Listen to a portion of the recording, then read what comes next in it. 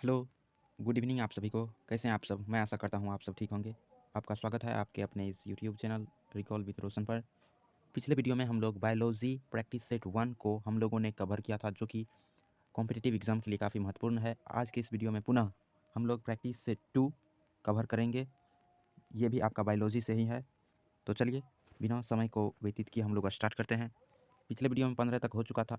आज के इस वीडियो में अब 16 से होगा कि 16 नंबर में है आपका रक्त में ग्लूकोज की मात्रा नियंत्रित रहता है सोमेटोस्टेनिन के कारण। सोमेटोस्टेनिन के कारण।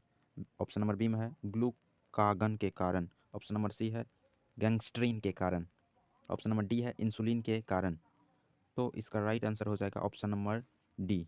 देख सकते हैं, इसका राइट आंसर हो जाएगा option number D. Option number D, ये देख सकते हैं। क्वेश्चन क्या है? रक्त में ग्लूकोज की मात्रा नियंत्रित रहता है सोमेटोस्टेनिन के कारण। ऑप्शन नंबर बी ग्लूकागन के कारण। ऑप्शन नंबर सी गेस्ट्रीन गेस्ट्रीन के कारण। ऑप्शन नंबर डी है इंसुलिन के कारण। तो इसका राइट आंसर हो जाएगा इंसुलिन के कारण। आपको ये भी पूछा जा सकता है कि मतलब कि इंसुलिन की कमी के कारण कौन सा रोग होता है? तो ये होता है मधुमेह। मधुमेह रोग है ये। इंसुलिन का जब कमी होगा तो मधुमेह रोग होता है। ठीक, लेकिन यहाँ क्वेश्चन कुछ और है कि रक्त में ग्लूकोज की मात्रा नियंत्रित रहता है इंसुलिन के कारण।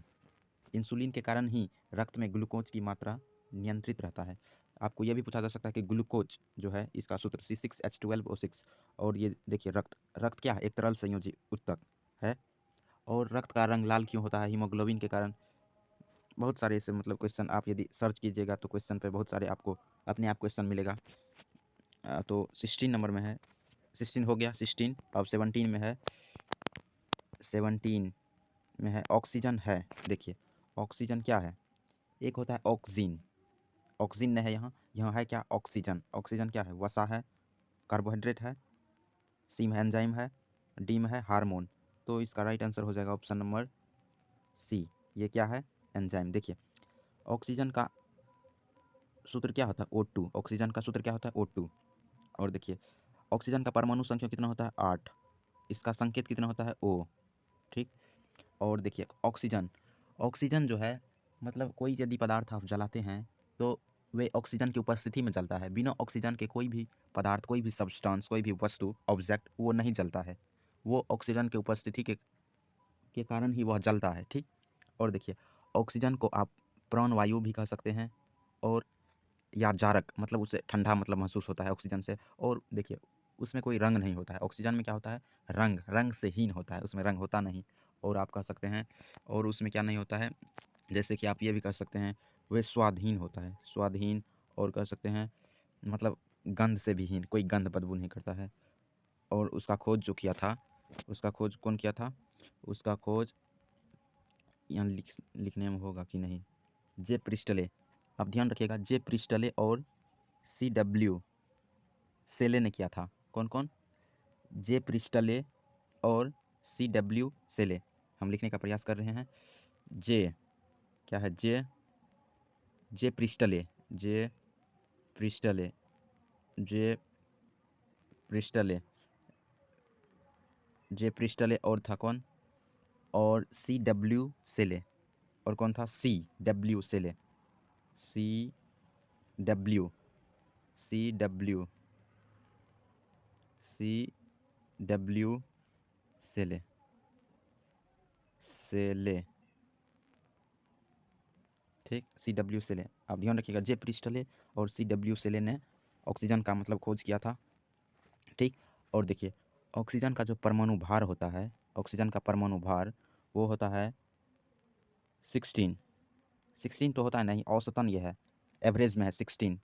परमाणु भार ये है, परमाणु का भार, या कह सकते हैं द्रव्यमान भी कह सकते हैं, द्रव्यमान। और इसको आप वजन भी कह सकते हैं, मतलब परमाणु का वजन 16, या फिर द्रव्यमान यानी मास 16 होता है। ठीक, ठीक है, कई तरह के नाम होते हैं। और चलिए उतना एक्सप्लेन नहीं करेंगे, टाइम बहुत पर्याप्त है, कम मात्रा में है, इसीलिए हम सोचते हैं जल्दी आपका क्वेश्चन कवर हो जाए। 18 नंबर में है, जैव प्रक्रम के अंतर्गत कौन आता है? जैव प्रक्रम के अंतर्गत कौन आता है? देखिए जैव प्रक्रम के अंतर्गत पोषण आता है, उत्सर्जन भी आता है, श्वसन तो इनमें से सभी, ऑल ऑफ दिस। इसका राइट आंसर हो जाएगा ऑप्शन नंबर डी। जे प्रक्रम के अंतर्गत कौन आता है? इनमें से सभी। कौन कौन? पोषण, उत्सर्जन, श्वसन, इनमें से सभी आता है। 19 नंबर में है कि गोबर छत्ता किसके अंतर्गत आता है? गोबर छत्ता किसके अंतर्गत आता है? परजीवी के अंतर्गत। ऑप्शन नंबर ए में है, बी में है स्वपोषी, सी में है मृतजीवी, ऑप्शन नंबर डी है परास प्रासरणी प्रासरणी परासरणी। ए में है परजीवी, दो में है क्या? स्वपोषी, और 3 में है मृतजीवी, और 4 में है प्रासरणी। तो इसका राइट आंसर हो जाएगा option number C. Option number C. आप हमसे पहले आंसर देने का प्रयास कीजिएगा, इससे अच्छा होगा। ऐसा भी बहुत सारा क्वेश्चन होगा जो आप पहले से जानते होंगे, तो आंसर मतलब अपने मन में पहले से आप रखिएगा कि हाँ यही आंसर होगा। और 20 नंबर में क्या है? वायुमंडल में सामान्यतः CO2 की प्रतिशत मात्रा होती है। आपको मालूम है ये कितना ईजी है? CO2 आपको मालूम है 0.03। ए में है 78, देखिए 78 होता है ई नाइट्रोजन, N2 शॉर्ट में लिख देते हैं N2, और 21 होता है किसका? O2 ऑक्सीजन का। ये तो एग्जैक्ट होता नहीं, मतलब औसतन है, एवरेज में है, मतलब इतना होता है। और ये होता है CO2 का, CO2। ठीक, ध्यान रखिएगा। CO2 का कितना है? 0.03, और नाइट्रोजन का 78%, और ऑक्सीजन का 21%। ठीक, 21 नंबर में है छाया में पनपने वाले पौधे को क्या कहते हैं? छाया में पनपने वाले पौधे को क्या कहते हैं? हेलियोफाइटस, थियोफाइटस, सियोकाइटस, इनमें से कोई नहीं। तो इसका राइट आंसर हो जाएगा ऑप्शन नंबर सी, सियोकाइटस। सियोकाइटस, option number C. Option number C right answer हो जाएगा। देख सकते हैं आप अपने स्क्रीन पर, ऑप्शन नंबर सी, सियोकाइटस। ठीक, 22 नंबर में है मनुष्य में मुख्य श्वसन अंग क्या है? आपको मालूम है? ऑप्शन नंबर ए है फेफड़ा, ऑप्शन नंबर बी है नाक, ऑप्शन नंबर सी है ट्रेकिया, ऑप्शन नंबर डी है क्लोम। क्या होगा आप बताइए? तो इसका राइट आंसर हो जाएगा ऑप्शन नंबर, फेफड़ा है, नाक, फिर ट्रेकिया, क्लोम। तो इसका राइट आंसर हो जाएगा ऑप्शन नंबर ए। फेफड़ा द्वारा जो है मनुष्य का मतलब मुख्य श्वसन अंग है फेफड़ा। ऑप्शन नंबर ए राइट आंसर हो जाएगा। ठीक, आगे बढ़ते हैं। 23 नंबर में है निम्न में कौन सी बीमारी श्वसन तंत्र से संबंधित है? श्वसन तंत्र से संबंधित है, देखिए डायरिया, ऑप्शन नंबर बी में है TB, ऑप्शन नंबर सी में है निमोनिया, ऑप्शन नंबर डी में है B एवं C। देखिए ये श्वसन तंत्र से, आप ध्यान रखिएगा, श्वसन तंत्र से संबंधित बीमारी है TB, जिसका जिसका जिसका फुल फॉर्म होता है पूरा, जिसका कहते हैं ट्यूबरक्लोसिस। जो B और C दोनों हो जाएगा, यानी option number D right answer हो जाएगा, B एवं C। आपको निमोनिया, ये भी पूछा था, निमोनिया का सूत्र अमोनिया, NH3 होता है अमोनिया। यहाँ है बीमारी, ये निमोनिया एक बीमारी है, अमोनिया का सूत्र होता है NH3, लेकिन यहाँ निमोनिया है, ये होगा नहीं। निमोनिया वो होता है अमोनिया का सूत्र NH3। ठीक, आगे बढ़ते हैं। 24 नंबर में क्या है? 24 नंबर में है आपका उच्च रक्तचाप की अवस्था को क्या कहते हैं? उच्च रक्तचाप की व्यवस्था को क्या कहते हैं? Option number A hypotension, option number B है पक्षाघात, ऑप्शन नंबर सी में हाइपरटेंशन, ऑप्शन नंबर डी में है इनमें से कोई नहीं। तो इसका राइट आंसर हो जाएगा ऑप्शन नंबर सी, हाइपरटेंशन उसको कहते हैं, हाइपरटेंशन। उच्च रक्तचाप की अवस्था को क्या कहते हैं? हाइपरटेंशन। 25 नंबर में है मछलियों में उत्सर्जित पदार्थ क्या है? मछलियों में उत्सर्जित पदार्थ क्या है? ऑप्शन नंबर ए है एमिनो अम्ल, ऑप्शन नंबर बी है यूरिक अम्ल, ऑप्शन नंबर सी है यूरिया, ऑप्शन नंबर डी है अमोनिया। ये आ ही गया, क्या होता है इसका? देखिए अमोनिया आ ही गया, इसी का नाम हम बोले थे NH3 होता है, NH3 अमोनिया का सूत्र। लेकिन यहाँ क्वेश्चन कुछ और है, मछलियों में उत्सर्जित पदार्थ क्या है? अमोनिया, यानी ऑप्शन नंबर डी सही हो जाएगा। यूरिया का क्या होता है? NH2CO NH2। ठीक, आगे बढ़ते हैं। 26 नंबर में है पौधों में आवश्यकता से अधिक, आपको दिखता है या नहीं पता नहीं, हमको हम छोटा कर दे रहे हैं जिससे आपको आसानी से दिखे क्वेश्चन। 26 नंबर में पौधे में आवश्यकता से अधिक जल किस प्रक्रिया द्वारा बाहर निकाले जाते हैं? तो ऑप्शन नंबर ए है अवशोषण द्वारा, ऑप्शन नंबर बी है वाष्पोत्सर्जन द्वारा, ऑप्शन नंबर सी है उत्सर्जन द्वारा, ऑप्शन नंबर डी है प्रकाश संश्लेषण द्वारा। तो इसका राइट आंसर हो जाएगा ऑप्शन नंबर बी, वाष्पोत्सर्जन।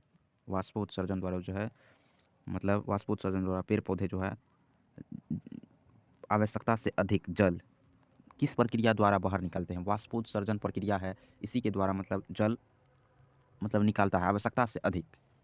तो option number B right answer हो जाएगा। 27 नंबर में क्या है?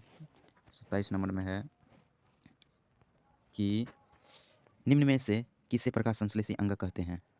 सिंपल है, इसको तो पत्ती कहते हैं। पत्ती ऑप्शन नंबर ए राइट आंसर हो जाएगा। हरित लवक तो होगा नहीं, ये तो हरित लवक होगा नहीं, ये तो क्लोरोफिल का हिंदी नाम है। स्टोमाटा, ये तो छिद्र मतलब छोटे छोटे होता है, उसी को स्टोमाटा कहते हैं। रंध्र, स्टोमाटा। जर, ये भी होगा नहीं, तो पत्ती। प्रकाश संश्लेषी अंगक 28 नंबर में क्या है? 28 नंबर में है कि पौधों में गैसों के आदान प्रदान के लिए रहते हैं। पौधों में गैसों के आदान प्रदान के लिए रहते हैं। जड़ option number A, option number B रंध्र, ऑप्शन नंबर सी टहनी, ऑप्शन नंबर डी तना। तो इसका राइट आंसर हो जाएगा ऑप्शन नंबर बी रंध्र। रंध्र द्वारा जो है, रंध्र क्या? रंध्र, रंध्र, रंध्र द्वारा पौधों में गैसों के आदान प्रदान होता है। ठीक, ध्यान रखिएगा। 29 नंबर में है फेफड़े का आकार होता है। फेफड़े का आकार गोलाकार होता है, ऑप्शन नंबर ए में। बी में है बेलनाकार होता है, ऑप्शन नंबर सी में है सक्वाकार होता है, ऑप्शन नंबर डी में है अंडाकार होता है। तो इसका राइट आंसर हो जाएगा ऑप्शन नंबर सी, ये होता है सक्वाकार, शंक्वाकार।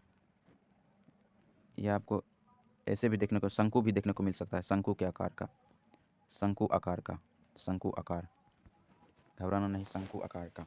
ठीक, और देखिए ये जो होता है फेफड़ा, फेफड़ा इसका आकार तो होता है शंकु आकार का, और मतलब ये जो होता है फेफड़ा, इसके मतलब आधार यानी बेस में मतलब समतल टाइप का होता है, प्लेन। और मतलब शिखर यानी कि, शिखर यानी सबसे ऊपरी भाग, यानी कि शिखर पे होता है, मतलब कि शिखर पर थोड़ा मतलब कि चिपटा हुआ होता है, शंकु का आकार का होता है। और ये जो होता है डायफ्राम से जुड़ा हुआ होता है, और शिखर का भाग जो है वो मतलब घुमावदार टाइप का होता है, मतलब मुड़ा, मतलब कि मुड़ा हुआ प्रतीत होता है, घुमावदार टाइप का, और ये डायफ्राम से जुड़ा होता है।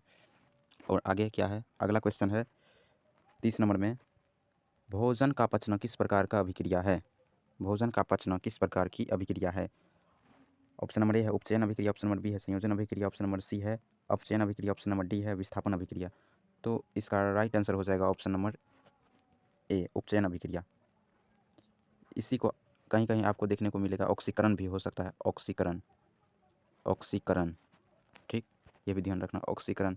और कहीं कहीं अपघटन भी देखने को मिल सकता है, अपघटन, ऑप्शन में अपघटन, अपघटन। ठीक, तो इसका राइट ऑक्सीकरण भी हो सकता है, अपघटन भी हो सकता है, और उपचयन भी हो सकता है। भोजन का पचना किस प्रकार की अभिक्रिया है, या तीनों हो सकता है, डीम दे देगा इनमें से सभी, ऐसा भी हो सकता है। तो आपको ध्यान रखना है कि भोजन का पचना किस प्रकार की अभिक्रिया है, तो ये हो जाएगा अपघटन। ठीक, अपघटन, या लेकिन यहाँ ऑप्शन में क्या है, उपचयन, तो उपचयन आपको देना है, उपचयन हो जाएगा ऑप्शन नंबर, इसी को इंग्लिश में ऑक्सीडेशन भी कहते हैं। यदि आपको ये वीडियो अच्छा लगे तो प्लीज़ चैनल को सब्सक्राइब करें। पुनः हम मिलते हैं अगले वीडियो में प्रैक्टिस सेट 3 के साथ, बायोलॉजी का ही। यदि आप हमारे इस चैनल पर नए हैं तो प्लीज़ चैनल को सब्सक्राइब करें। Thank you.